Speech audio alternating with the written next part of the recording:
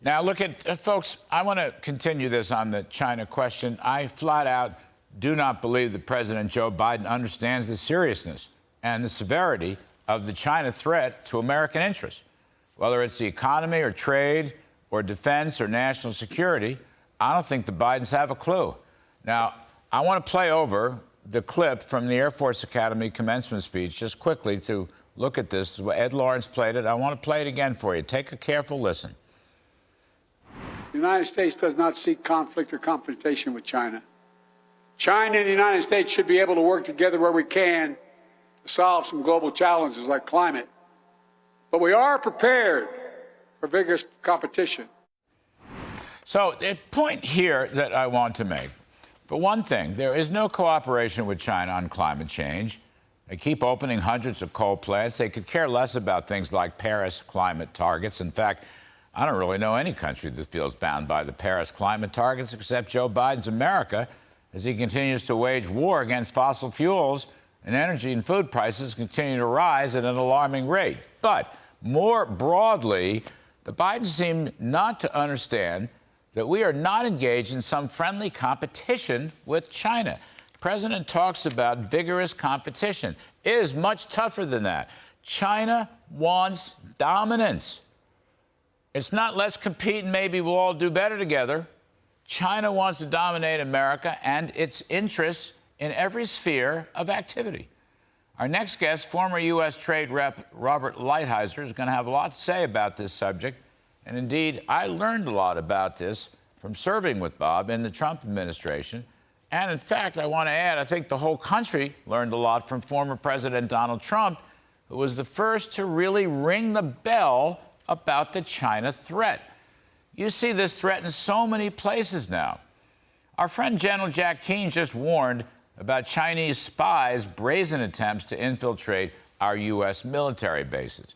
U.S. authorities discovered suspected Chinese spies disguised as tourists trying to infiltrate Alaskan military bases and perhaps gain access to highly classified intelligence. Of course, Joe Biden never took the Chinese spying balloon episode seriously, as he waited a week before he shot it down. And meanwhile, the spy balloon hovered over key ICBM nuclear bases in the upper Midwest, gathering all kinds of intelligence. At last week's G7 meeting, Joe Biden naively talked about a, quote, thaw in U.S.-China relations, whereupon China promptly issued a communication saying there was no thaw. U.S. Defense Secretary Lloyd Austin wanted to meet with his Chinese counterpart, but the Chinese said no. The Phase 1 U.S.-China trade deal, which has been broken in several key places, is up for review. And let me say, even before we get to Mr. Lighthizer, this is no time to withdraw any tariffs with our leading adversary. Even with Biden's climate obsession, he and his Democratic allies have passed numerous Green New Deal bills, along with onerous EPA regulations. The Biden climate crazies won't permit natural resource mining and drilling to excavate our own minerals. They'd rather rely on China. They'd rather rely on China pharmaceuticals. They'd rather let China's culpability on COVID go scot-free.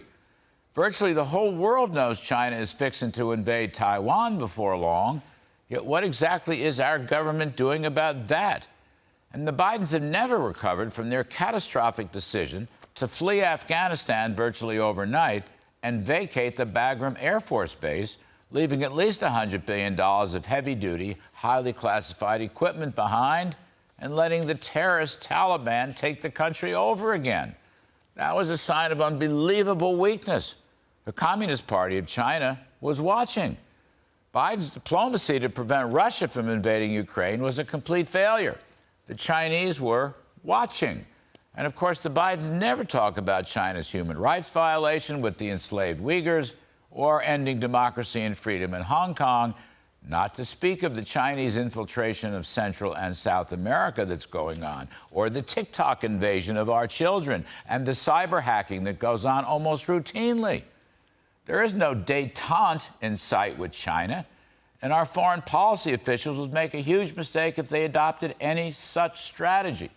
Now is the time to protect America against the China adversary. Now is the time for America first.